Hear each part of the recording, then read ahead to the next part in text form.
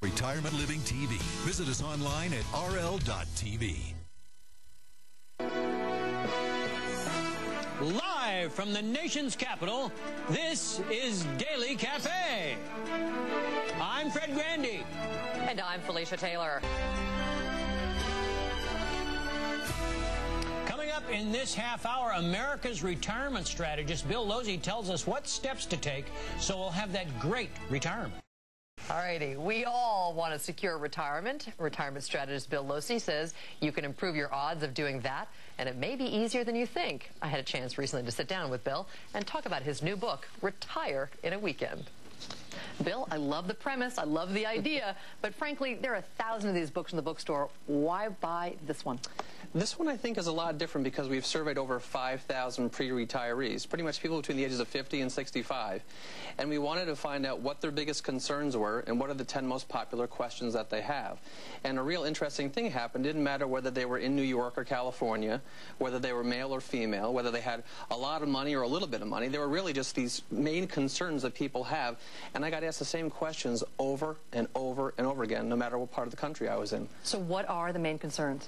Main concerns, people are afraid of outliving their money, and I think that's primarily my number one concern. Yeah, I think for a lot of people, only about 20 or 30% are actually going to have a pension plan when they retire. So it's really going to fall on Social Security, which is having its own problems. Count on that. Right? And then your investment portfolio. So you need to save a lot of money. That ties in very closely with the second concern, which is people are afraid of failing health or losing their health. Sure. Because as you get older, typically your body starts to fail. You have more medical costs, so you need more money. And of course, because we can't guarantee squat, we really have no idea how much money we're going to need. People are really concerned about inflation. I mean, yes. Now, with the cost of gas and groceries right now, paying too much in taxes. And this has been a great year for people concerned about stock market volatility. So those are the big 5 concerns that people have. And I think we've hit all of them this year, practically. We did, all last week.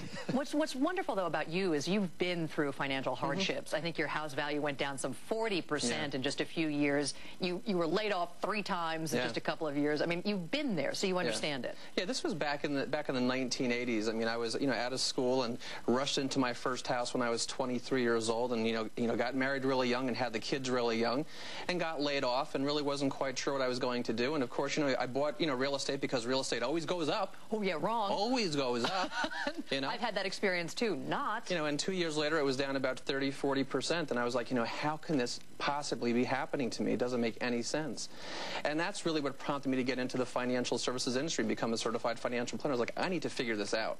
So one of the things that you admonish is that playing to win strategy. But part of that is taking risks, embracing uncertainty, absolutely take for the long haul. But embracing risk and uncertainty, is that a good idea for those of us that are older? Well, at the end of the day, you can't guarantee squat anyway, so you might as well go for it and have some fun. One of the things that I tell people all the time is that I think that for most of us in life, our problem isn't so much setting a really high goal and then missing it. It's setting low goals and achieving it. And there are a lot of people that are, sort of walking around. They have all the trappings of success, but they're really not happy because they're really not going for what they truly want. So Retire in a Weekend really gets to the heart of what do you truly want. Most of us know what we don't want, but we haven't sat back or worked with somebody to ask those introspective questions. What do you really want? So it's like, if health and money were no issue, what do you really want? To travel for the rest of my life. Well, there you go, see? But see, when you said that, you lit up. And that's the important thing as a financial advisor. So those are the types of questions that I ask people, because now what we know what you're truly passionate about is like, how do we make that happen?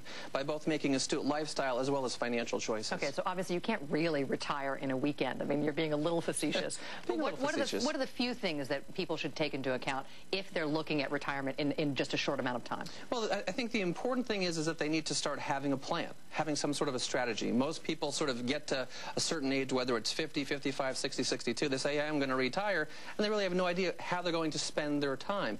I often say to people, imagine on Monday morning you no longer have to wake up to the alarm clock at 6 o'clock. What are you going to do? Wow. I had this one guy, for example, who said, well, I'm going to golf. And I said, well, Ron, how often do you... All day, every day? How often do you golf? He goes, I golf 1 day a week. And I said, well, when you retire, how often are you going to golf? He goes, 1 day a week. I said, what about the other 6? Right. He's still working because he hasn't figured it out yet. And he's unwilling to ask himself those really introspective type questions. Okay, I'm going to start preparing. Bill, thanks for coming on Daily Cafe. It's a pleasure, Felicia. Bill Losey, the book is called Retire in a Weekend.